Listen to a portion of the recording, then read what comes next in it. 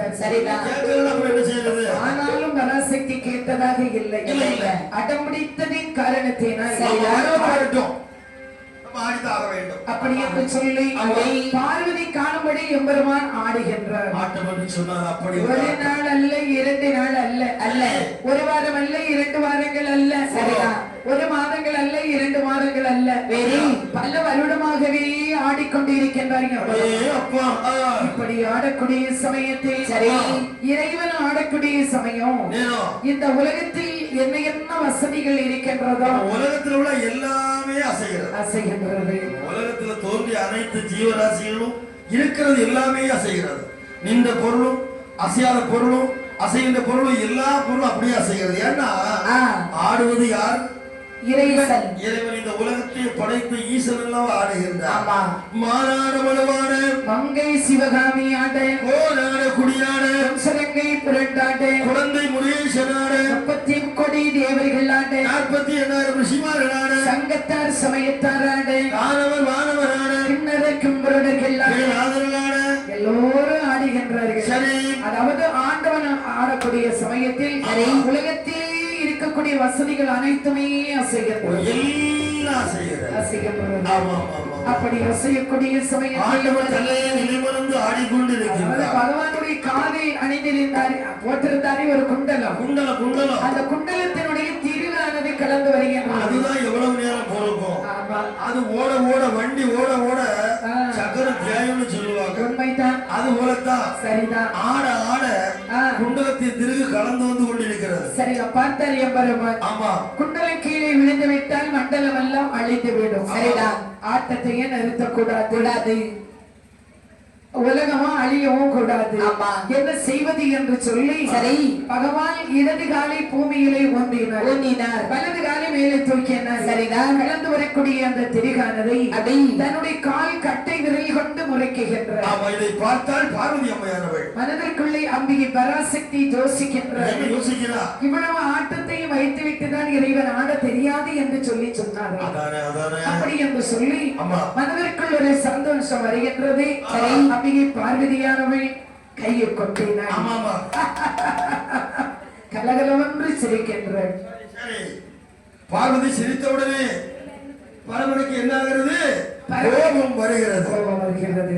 கோபம் வரக்கூடிய சமயத்தில் சரி தன்னுடைய ஆட்டத்தை திருத்தாண்டவமாக மாற்றுகின்றார். சடை குலைந்து விழுகின்றது. கங்கையானவள் வெளிப்படுகின்றாள். கடலிலும் அப்படி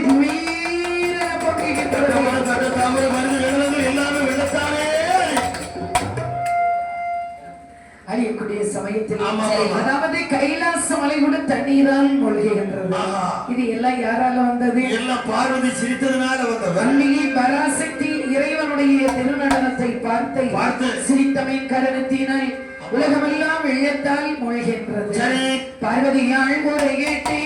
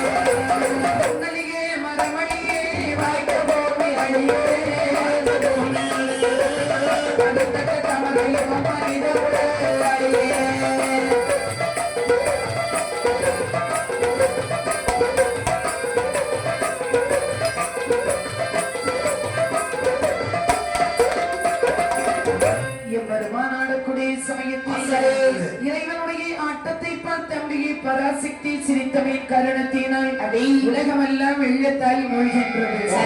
இருப்பதற்கு இடமில்லையே என்று சொல்லி தத்தளித்துக் கொண்டிருக்கக்கூடிய சமயத்தில் அந்த நேரத்திலே பார்த்தால் அம்பிகை பராசக்தி ஆமா நிலைமை தவறி விட்டது.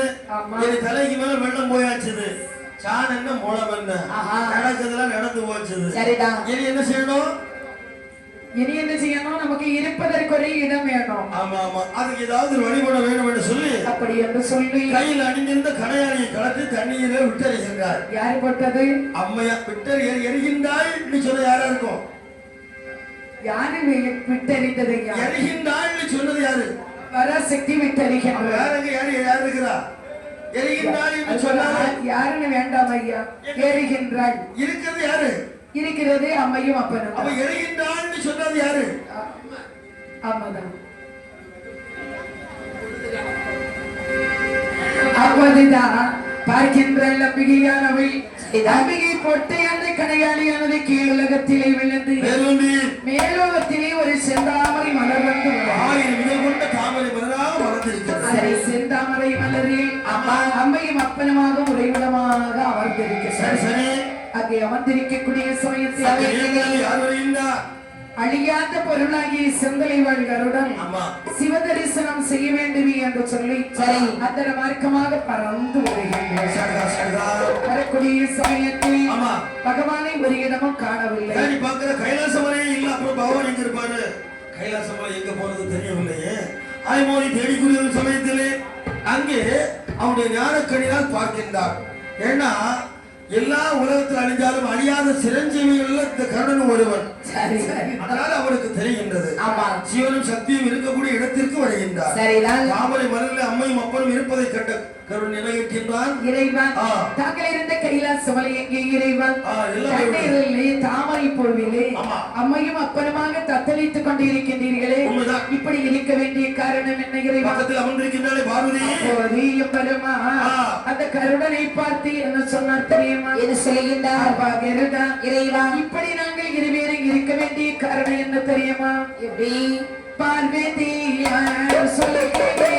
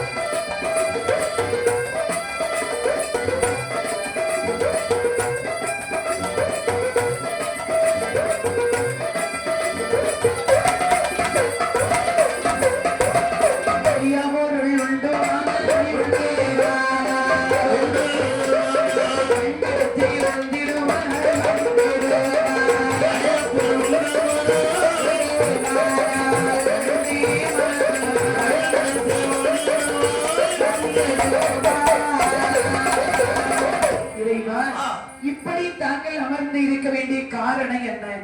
அப்பா கரெக்டா சொல்லுங்க. பக்கத்தில் அமர்ந்திருக்கின்றாலே அன்னை உமை பார்வதியானவள். சரிதான். அவருடைய வார்த்தையை கேட்டு நான் திருநடனம் ஆடிய காரணத்தாலே இந்த அகிலம் என்று சொல்லக்கூடிய உலகமே அழிந்து விட்டது. ஆகையினால் தான் இப்படி இருக்கின்றீர்கள். தண்ணீர்ல அப்படி அமர்ந்திருக்கிறப்பா இறைவா, நான் வந்திருக்கின்றேனே, உங்களுக்கு ஏதாவது உபகாரம் செய்ய வேண்டுமா? என்ன? அதாவது இந்த அழிந்த நீர் வரப்பிலே அழியாத பொருள் ஏதாவது இருக்குமானால் பார்த்து கண்டெடுத்து வந்தால் அதை மூலமாக வைத்து இந்த உலகத்தை படைத்து விடலாம்.